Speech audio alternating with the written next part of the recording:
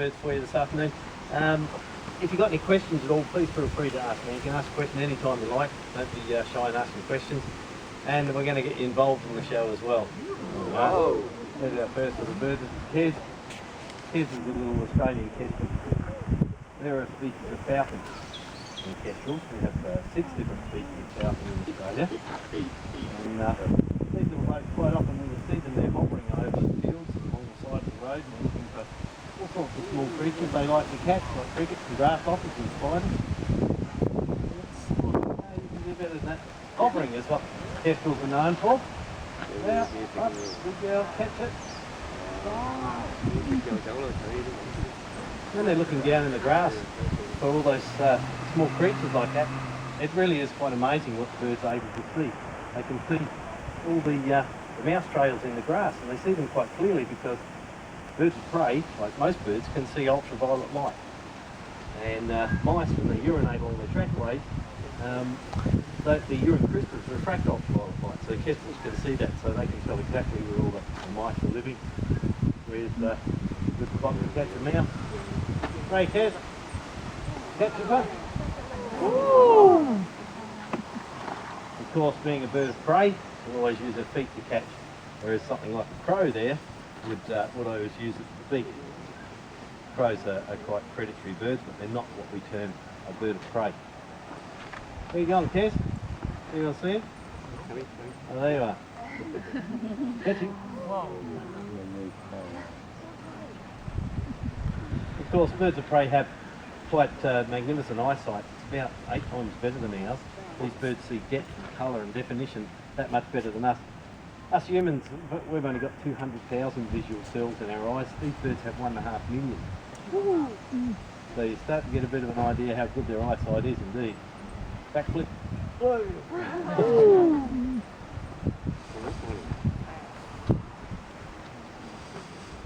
Alright, what we might do now is get the Kes flying properly. When we get birds brought into us that are sick or orphaned or injured, we try and get as many as we can back into the wild as possible. But one thing, if you get a bird in your care, you've got to get it quite fit before you release it. And birds in aviaries, you not normally just sit quietly and don't do anything to get themselves fit at all. So, how does he sound? So it's important that you give them some good exercise and some physio work before you release them, otherwise they're eaten by a bigger bird of prey quite quickly. They're too unfit to catch their own food. So now, ready? So what we're going to do, we're going to get it to chase. This is called a lure. It's like a leather sparrow, has a piece of meat attached there. And Kes is going to show us how to get a falcon fit. He's going to have a few shots with this. I'm not going to let her catch it too easy, she's got to work a little hard. There's a girl, keep going. She likes to chase the lure, I think. She thinks it's more of a game than anything, which it is. Oh, I got him. Beat me that time. And of course you'll see, catch it in the foot. You've got a good hold, you're not going to let go of that. Yeah, get it. Yeah.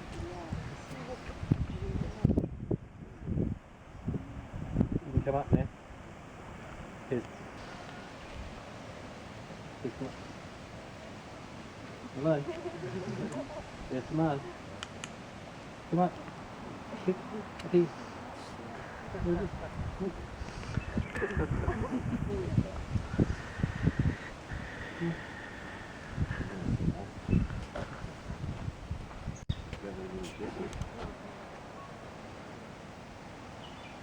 Straps on their legs, they're known as dressers. They give us good control of the birds. He's watching everything that's happening today. A little bit nervous, there's been some wild kestrels around here of late. But there she is. See the little black stripes under her eyes? They're glare absorbing stripes. And sometimes you'll see gridiron footballers or baseballers, if they're playing under lights, they put those black stripes under their eyes to help absorb the glare from the lights. A lot of predators have black around their eyes for that reason.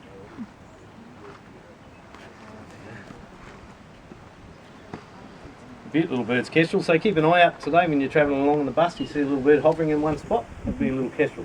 I'll be back in a tick. Barn owl. Barn owls are fascinating birds. You can find them all over the world. They're not just here in Australia. You find them in almost any climate, almost any habitat. They coexist with us humans quite well because they love to hunt rats and mice. That's their main fare. And wherever there's people, of course, there's always lots of rats and mice. Now these birds have very, very soft feathers.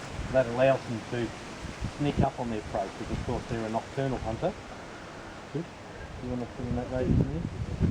Anyone there? Good on your neck. Good. Yeah, you can give her a pat if you like. You just give her a pat like that and the back. Very soft feathers.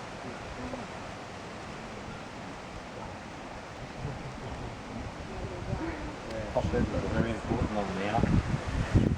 What allows them to sneak up on their prey.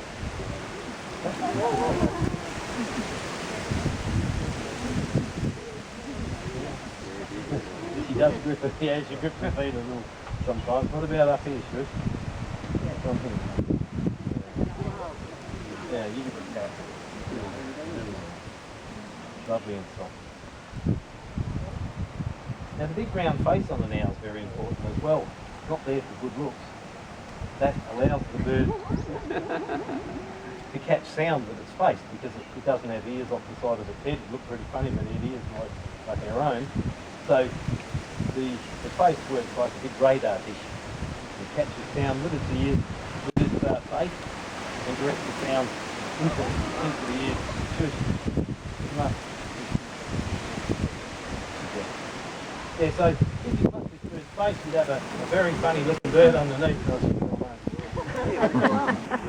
You'd see that the bird has one ear below its eye on this side and above its eye on the right side, on the left side. And the reason for that is to allow the bird to hear on a horizontal plane like us, but also on a vertical plane, so it can very precisely pinpoint where the sound is coming from. I might have to retrieve her.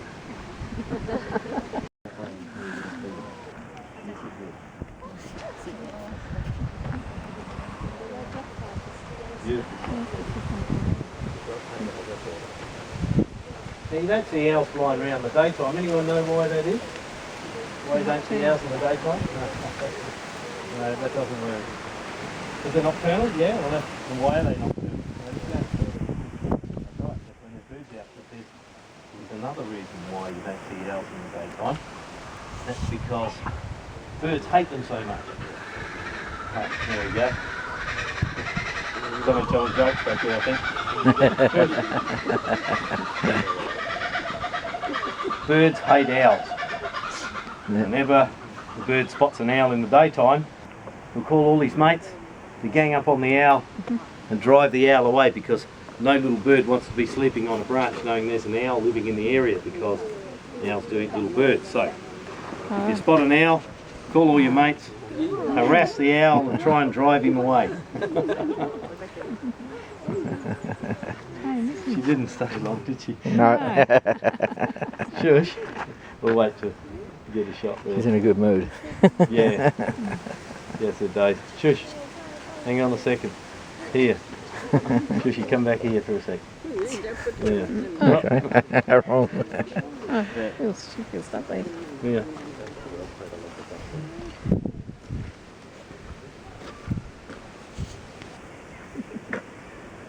So you know, if you want an owl to come and live at your house, all you have to do is give them somewhere to hide, because they do need to hide in hollow trees mostly, but if there's no hollow trees, particularly around farms, they get cut down for firewood.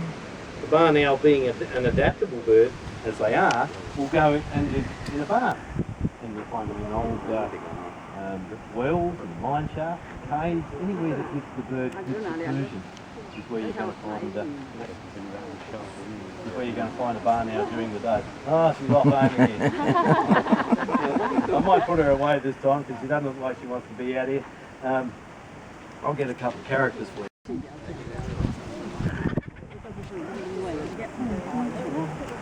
He's gone.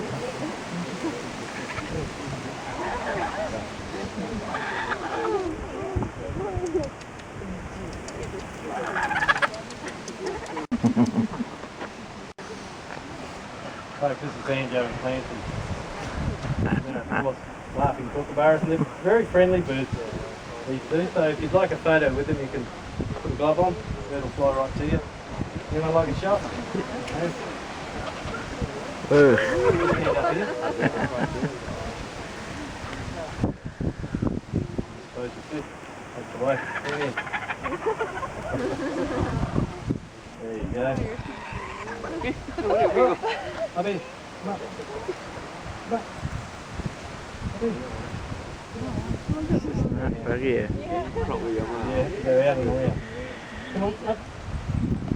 There you go. You can get better shot too, don't you? Anyone else like a shot? Put your hand up. Put your hand up. Chicken.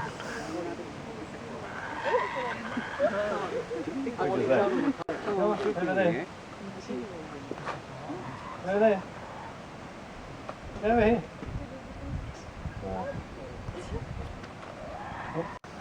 Oh, beetle. Oh, nice. Come up. Very good eyesight, these birds. Come up. Yeah. You come here. You can swap to someone else that might like to go. So, kookaburras are a species Don't of you kingfisher. No, you. Look at you on the camera. 10 different kingfisher species. Other hand.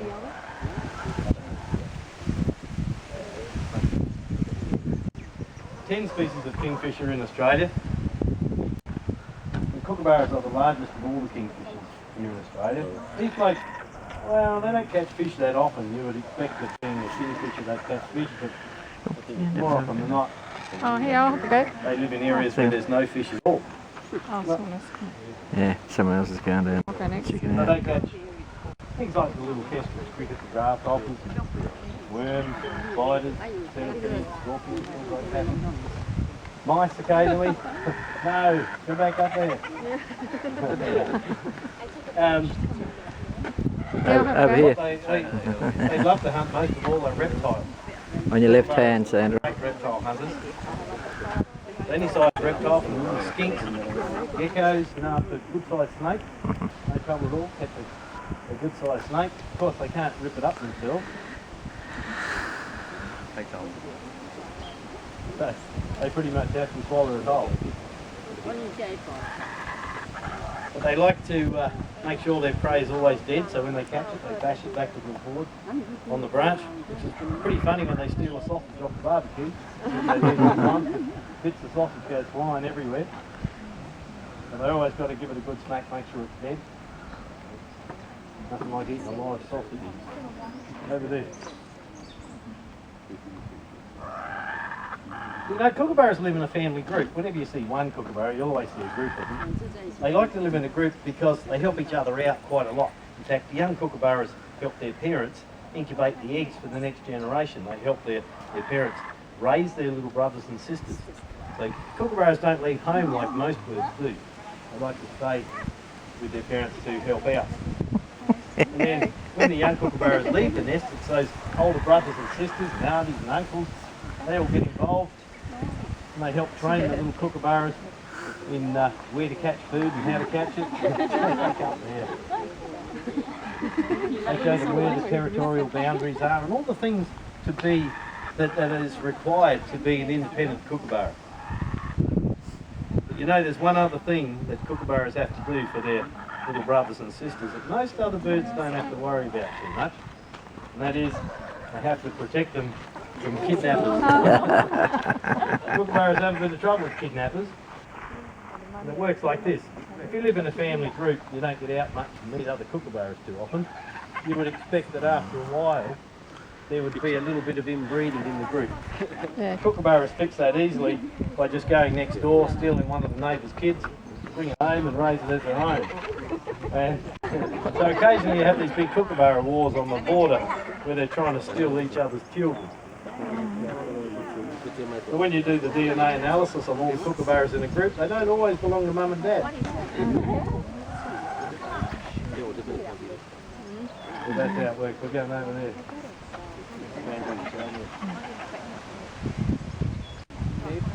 How do you tell the difference between banjo and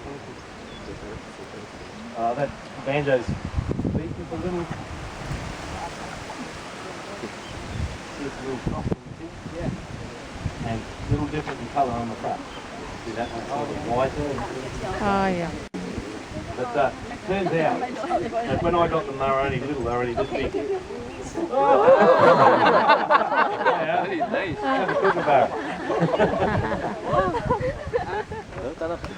Sorry. You look for the Glove, I think it's Very funny. He doesn't do that very often.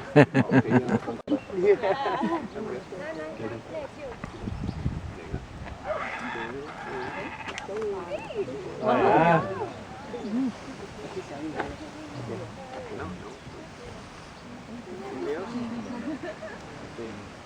Thank you, man.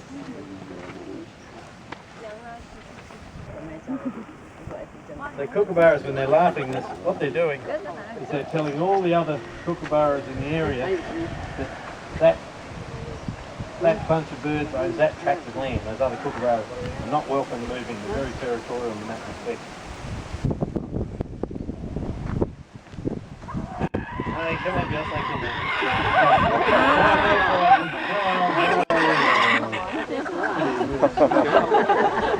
Want to see something funny? Now, kookaburras use the method of hunting known as still hunt. So they head through the forest from branch to branch. They sit on the branch for a while and they watch the ground, and if a worm sticks his head out the dirt, a kookaburra will see it for sure. They have amazing eyesight. But if it's a windy day and they're blowing around in the wind on the branch and they're trying to look at something, it doesn't bother them, because these birds have an amazing ability to be able to hold their head perfectly still even though their body's moving. Get them.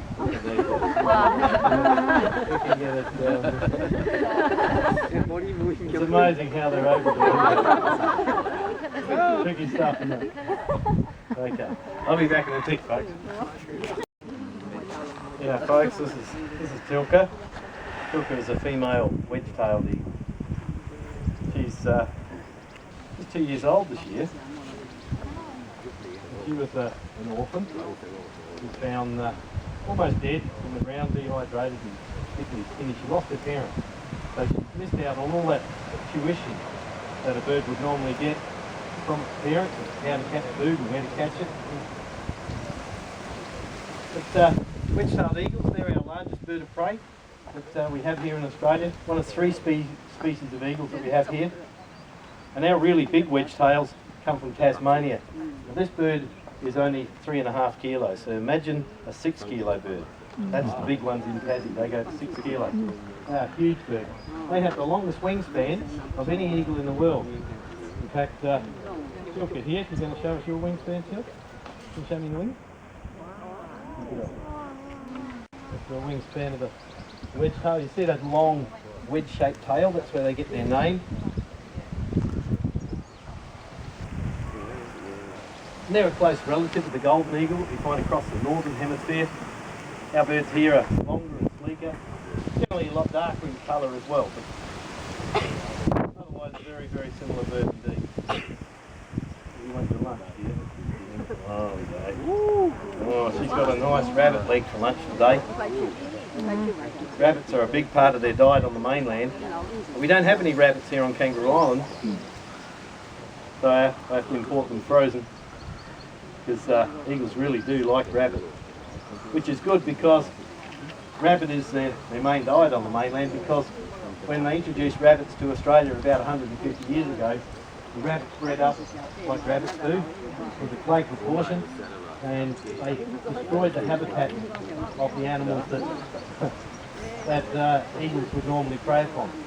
So with those animals gone, rabbit has become the main source of food for wedge-tailed eagles. They're very clever birds, eagles. They've got a whole range of tricks up their sleeves for catching different types of prey. They like to use the sun behind them when they're diving towards prey.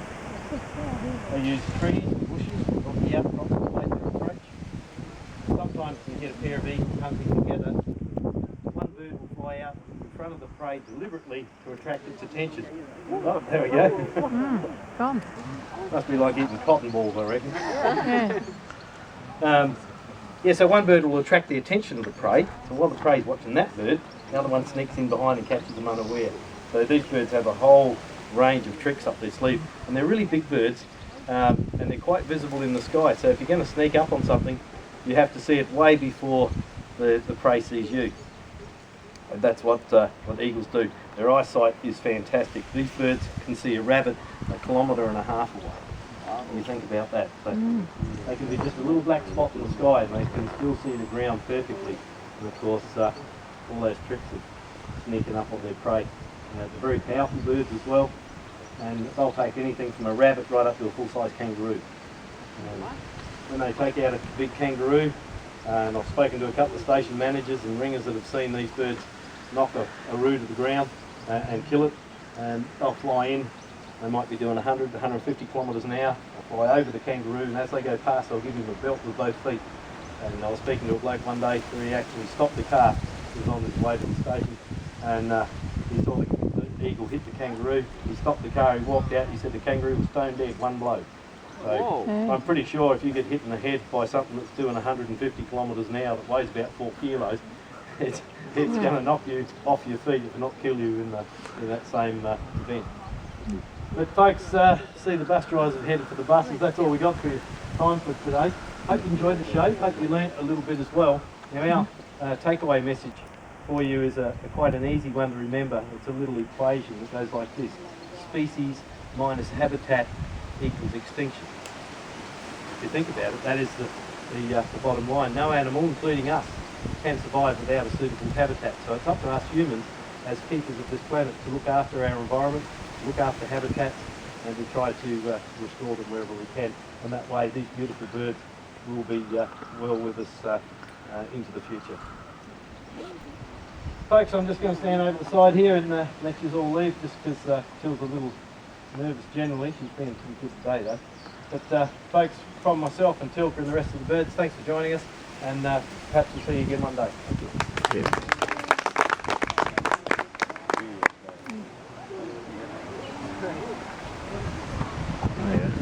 There it is.